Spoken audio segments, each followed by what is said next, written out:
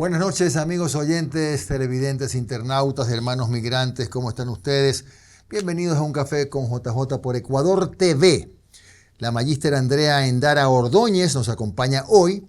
Ella es politóloga, coordinadora de Ciencias Políticas y Relaciones Internacionales de la Universidad Casagrande, gerente general de la firma Inanna Consulting, docente e investigadora, para hablar de un tema realmente en el que pocos abundamos, y esto es, ¿qué pasa con las encuestas? ¿Por qué se equivocan las encuestas? Y no sé si sea solamente en Ecuador, pero es un asunto recurrente ya en las últimas elecciones, ¿no? Y estamos con ella para preguntarle, gracias por estar aquí, Andrea. Parece ser, que cada elección viene de la mano con se equivocaron las encuestas. ¿Qué está pasando? Muchísimas gracias, Jimmy, por la invitación. Qué gusto estar esta noche aquí con usted. A ver, el tema de las encuestas es algo bastante controversial en los últimos años, porque no hablamos de la elección que pasó en el 16N ni en la elección presidencial, sino que quizás el más fuerte lo vimos en las últimas seccionales, donde nos decían que un partido en específico había ganado aquí en Guayaquil, sí, tanto para el municipio como para Guayas en la prefectura, y por unos números bastante grandes, y más o menos a las 8 de la noche supimos que era completamente al revés, que habían perdido estrepitosamente. Entonces ahí empezó esta pregunta de ¿por qué están fallando las encuestas? ¿Por qué están fallando las encuestas? Porque primero hay una volatilidad en el electorado. El votante ya no es el mismo de los 80, de los 70, que tenía esta afinidad partidaria y que siempre iba a votar por el mismo partido. ¿En qué se diferencia hoy? Primero que hay una crisis de representación. Entonces, esa crisis de representación donde los partidos no han sabido capitalizar y fidelizar a los votantes, de que si yo tengo A, B, C necesidades, que este partido reconozca y haga acciones o políticas en beneficio de este ABC, eso ya no lo tenemos. Como dicen los jóvenes, no hay ese clic, ¿no? No hay clic, no hay match. Entonces, el joven va a estar volando, fluyendo entre estas diferentes personas que, nuevamente, el sistema de partidos en Ecuador está sumamente fragmentado, que responden a liderazgos, a patronazgos, a clientelismo, y por lo tanto ahí el elector, no solo el joven, está buscando entre toda esta cosa gigante que probablemente no me dice la verdad, cuál es la mejor opción para mí en este contexto. Entonces la falta de fidelización un poco se refleja en esa especie de dudas que dan vueltas hasta los últimos días de las campañas. En parte porque las encuestas quizás esa metodología no se ha reformado y está pensada en esa forma de votar y en ese comportamiento del electorado que ya no existe. Dos, tenemos muestras poco representativas porque el Ecuador, uno, es muy diverso. Dos, el contexto de seguridad hace que hayan lugares donde no se puede entrar. Es cierto. Y lo veíamos no solo con las encuestas, lo veíamos en el último censo, cómo fue muy difícil post pandemia de alcanzar, y es más, hay gente que dice que ese censo no es real. A los censistas les robaban las tablets, entonces no sabíamos si el censista, por precautelar su seguridad, realmente fue el lugar de zona roja que le tocó y se inventó la respuesta, que puede pasar. Claro. Pero sobre todo también que la persona que está siendo encuestada, y ya volviendo a las encuestas electorales, se le va a decir la verdad, porque como son zonas rojas, zonas controladas por los GDOs, hay alguien pues por ahí que está viendo qué dices y qué no dices. Entonces no puedes decir realmente, no, si voy a votar por el candidato, me voy a inventar de mano dura que va a luchar contra estos GDOs porque me matan. Entonces, ese miedo, esa incertidumbre hace que la ciudadanía no diga la verdad, que hayan lugares que no se puedan representar porque hay mucha migración a nivel interno. También hemos visto cómo barrios enteros han quedado desolados por el tema de inseguridad. La migración externa también, que por la crisis de seguridad, por la crisis económica, la gente está saliendo. Y algo que son los siempre olvidados es la ruralidad. La ruralidad piensa muy distinto a la zona urbana. Tenemos una ruralidad que siempre estaba abandonada y ellos toman una decisión importante. Entonces, creo que por ahí están los factores que hacen que las encuestas no respondan a el resultado electoral final. Claro, y sobre todo la ruralidad pesa muchísimo en provincias como Guayas, Pichincha, Correcto. particularmente, ¿no? Que es donde está el mayor volumen del electorado. Entonces, las dificultades para recolección de muestras son identificadas como una de las razones, ¿verdad? Claro, es una de las razones porque se supone que la muestra tiene que representar al universo, tiene que representar estadísticamente al Ecuador. Pero si hay partes del Ecuador a las que no puedo entrar, entonces no puedo representar esa parte del electorado que me puede cambiar por completo la decisión, que lo hemos visto en las últimas encuestas. Y esto no solo pasa en Ecuador, pasa a nivel mundial y llevémoslo como a lo regional. Una de las razones, por ejemplo, en Argentina, que no pudieron prever cómo iba a ganar Milei o con la tendencia que ganó Milei, es porque no estaban pensando en la gente que la ciudadanía o los medios los consideran como apolíticos, que eran a los que representaba Milei, los que estaban en contra de esta famosa casta política que en el Ecuador lo podemos traducir a la partidocracia, a los partidos tradicionales. Entonces, esa gente que naturalmente no vota o que no le interesa la política, y en el caso de Ecuador vota porque tiene que votar, porque si no es una multa que el ecuatoriano de a pie no la puede pagar normalmente, tiene un rol importante y tiene algo que decir, que quizás las encuestas, como sabían que esta parte de la población no iba a votar, no fueron a las encuestadoras a ver qué es lo que pensaban. Y a eso sumémosle también que, dada la volatilidad y los cambios que pasan día a día, y sobre todo en Ecuador, que vivimos de crisis en crisis todos los días, ese último cambio, ese último suceso puede hacer cambiar por completo la decisión del electorado. Y lo tenemos con las elecciones anticipadas y la muerte de Fernando Villavicencio. Claro. Como eso trastocó por completo el tablero electoral y le dio la oportunidad, entre otros temas, a el presidente Noboa, que las encuestadoras tampoco pudieron decirnos que él iba a llegar. No, estaba bajo el radar de las encuestadoras. Correcto. Andrea, entonces uno se pregunta, con todo lo que ha dicho usted, ya no funcionan entonces esto de la antigua base, ¿no? 360 encuestados para Guayaquil o 360 para Quito, como que ese número ya quedó corto, ¿o no? Correcto, porque tiene que ser nuevamente algo representativo, que trate de representar primero todos los sectores. O sea, ya de Guayaquil. hoy no es representativo. Hoy no es representativo porque las ciudades han crecido muchísimo. Dos, dentro de este crecimiento son muy diversas. Hay una parte urbana, hay una parte mucho más vulnerable, hay parte de la población que ha caído en la vulnerabilidad, que antes era clase media y hoy es clase baja. Entonces tiene necesidades distintas que quizás los políticos no están entendiendo, y por lo tanto las encuestadoras, que no digo que todas, pero claro, muchas están relacionadas por el giro de negocio, porque también hacen campaña, también hacen advising a los candidatos. Entonces tienen ahí una relación con los candidatos y con los partidos y tienen que responder a esas personas que los están financiando. Claro, que en cierta medida sí, yo coincido, Andrea, hay una suerte de manipulación política, ¿no? Porque no puede ser que se equivoquen a veces del medio a la mitad, como ha ocurrido en muchas ocasiones, ¿no? Ahora bien, ¿qué pasa con las encuestas que usan la virtualidad? Esas encuestadoras que confían en que su base de datos es correcta, que todos tienen laptop o tienen por lo menos un celular para contestar, etcétera. ¿Puede haber más fidelidad en el resultado en las virtuales que en las cara a cara? Parcialmente, porque va a depender de a dónde estoy encuestando. Si yo quiero encuestar solo la zona urbana, quizás va a ser más fiel porque no voy a tener a alguien que va a estar midiéndome las respuestas y que va a reaccionar a cómo yo estoy contestando, sino que lo hago en la tranquilidad de mi casa o en el carro mientras estoy esperando la roja, no sé, pero lo hago como en la privacidad.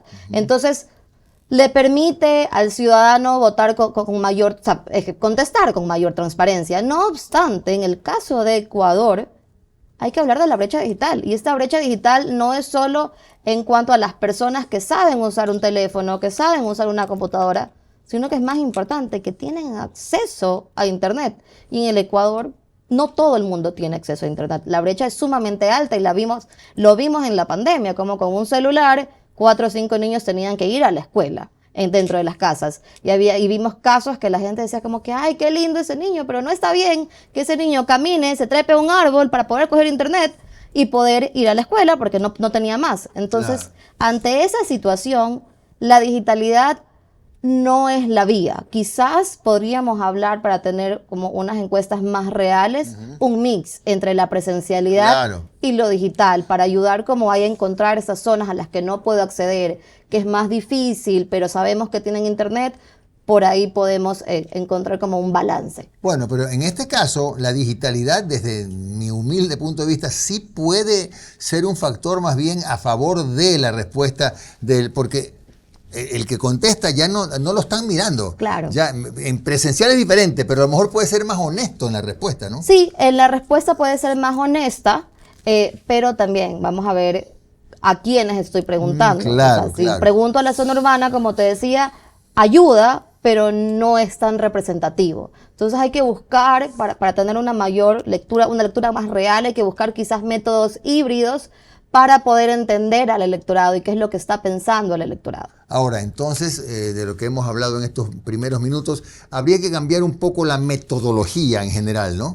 Sí. Ampliando haciendo más grandes las muestras, ¿qué más? O sea, más que haciendo más grandes las muestras, que sí es un factor ante un crecimiento de la Demográfico. población, pero también unas muestras más reales que representen a toda la ciudadanía y de ahí ir buscando, ok, hice un primer corte, veo que, pensemos en Guayaquil, que ya ahora hay una nueva forma de estructurar la ciudad y tenemos las AGAs. Entonces lo veo por AGAs, ok, veo que en la AGA 1 me falta ¿Qué es gente. las AGAs? Las AGAs son las nuevas unidades de administración territorial. Ah, correcto. En vez de las parroquias, que son sumamente grandes, como Tarqui, y que tienen barrios tan distintos, Ya. son mucho más pequeñas y permiten entender mejor las necesidades de la ciudad. Entonces, eso también sirve para las encuestas, para ver la cantidad muestral que necesito para que sean representativas dentro de este universo. Claro, bueno, el tema es que, ¿qué se puede hacer? Seguro lo abordaremos con más amplitud en el segundo bloque, ¿no? ¿Qué se puede hacer para que la gente recupere un poco, al menos, la confianza en las encuestas? Porque lamentablemente están muy golpeadas en los últimos Correcto. tiempos por sus malos resultados. En el próximo bloque vamos a conversar con Andrea Endara Ordóñez sobre este tema, ¿no? Y además una pregunta que se me ocurre ahora, ¿deberían prohibirse las encuestas? No sé. Vamos a conversar con Andrea Endara al regreso.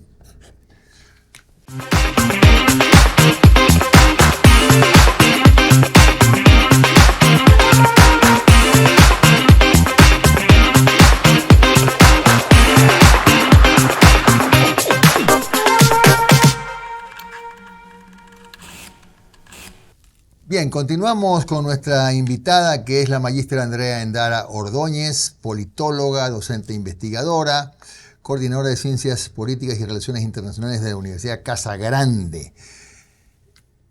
Andrea, antes de entrar a la pregunta que tenía sobre la prohibición o no de las encuestas, ¿qué es esto? ¿Cómo se explica esto del llamado electorado líquido? O sea, el que deja hasta el último momento, no sé si es porque no le importa o por qué mismo, pero deja hasta el último momento su decisión. Y seguramente eso también contribuye a que las encuestas se equivoquen. Por supuesto, a ver, este electorado líquido, en otras palabras, es un electorado muy volátil, que como no se siente representado, que es lo que decía en el bloque anterior, no siente que realmente lo están escuchando y que los políticos están tomando acciones en base a esas necesidades tan fundamentales para ellos, ya no se casan con ningún partido y esperan al último momento para tomar una decisión.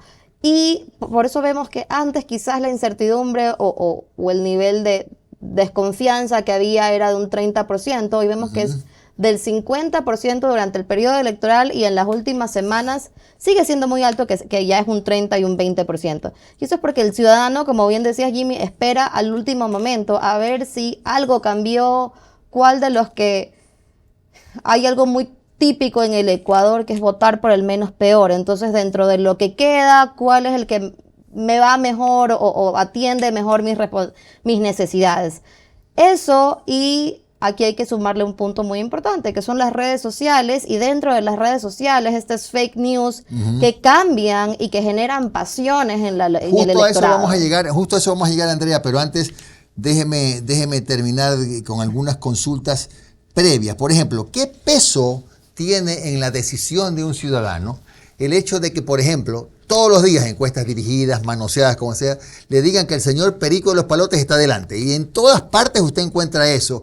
¿Eso realmente puede hacer que conquiste el voto de una persona que a lo mejor ni se ha decidido? Puede influir, no sé si conquistar, pero sí puede influir, porque si me están diciendo que este ser humano va a ganar y mi candidato, el que yo siento que me representa más, está en cuarto, quinto nivel, y los números que le ponen a esta persona, que dentro de todo quizás no es tan malo como yo quisiera o como yo esperaría, ya pues en vez de votar, o sea, desperdiciar mi voto, se lo paso a esta persona para que no llegue el cuco que no quiero que llegue. ¿Qué es lo que pasa en Ecuador? Con tal de que no llegue el correísmo, que es este cuco para la ciudadanía, entonces vamos a votar por el que tenga más posibilidades y ya después, y esto lo escuchamos mucho en conversaciones, en familias, en amigos, Por en ejemplo, la calle, claro. ya votemos por el menos peor para que no llegue el correísmo y después ya tenemos la oportunidad de votar por el que nos represente, pero ese después nunca llega porque siempre terminamos votando por el que no llegue el correísmo. Entonces, aquí también es un llamado a la ciudadanía que distorsiona mucho el resultado de estas encuestas a votar con conciencia y pensar, y no solo porque no llegue el correísmo, dejar de un lado la polarización, porque esta polarización hace que las opciones del centro o las opciones, por ejemplo, del nulo, que son tan mal vistas en la ciudadanía ecuatoriana, no tengan una voz. Y para mí el nulo tiene una voz porque significa que ningún partido está representando a la ciudadanía y eso es gravísimo. Claro. Ahora, Andrea, también suele pasar, es más o menos muy cercano a lo que está usted diciendo, que hay personas que tienen un candidato que eligieron que está cuarto. Entonces sigue siendo su candidato, pero reacciona así, ¿no? Bueno, no le voy a dar el voto a mi candidato. Pero ya justo el día o 2 días antes de la elección, le voy a dar al de acá, porque mi candidato no va a ganar. Un poco ya es un voto no irresponsable, Pero es el voto útil, el que le llamamos el voto útil. Voto útil, exactamente. Eso pasa, ¿no? Eso pasa muchísimo y eso a veces no lo medimos.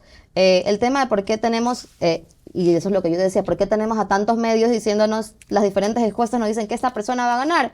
La politización de los medios influye también en el electorado. Entonces, si queremos que las encuestas funcionen, tenemos que buscar nuevos métodos, no solo estas encuestas híbridas que hablábamos en el primer bloque, sino también despolitizar un poco a los medios. Y escuchaba, preparándome para esta entrevista, una entrevista de un sociólogo chileno que hablaba de este tema, pero para las elecciones en Chile, y decía que por qué no los medios invitar a diferentes encuestas con resultados completamente divergentes en el mismo espacio, para entender cuáles son las metodologías y por qué son tan distintos. Y ahí también habría que, y esto lo tiene Chile, lo tiene Uruguay, lo tienen algunos países en Europa, de pedir que se muestren las fichas técnicas, porque nos muestran así una ficha muy, muy escueta, casi que bullet points, pero en realidad una ficha técnica va mucho más allá. Entonces necesitamos exigir transparencia a las encuestadoras, cosa que el CNE en este momento no las puede hacer, porque si ni siquiera les puede exigir transparencia en los presupuestos a los partidos políticos,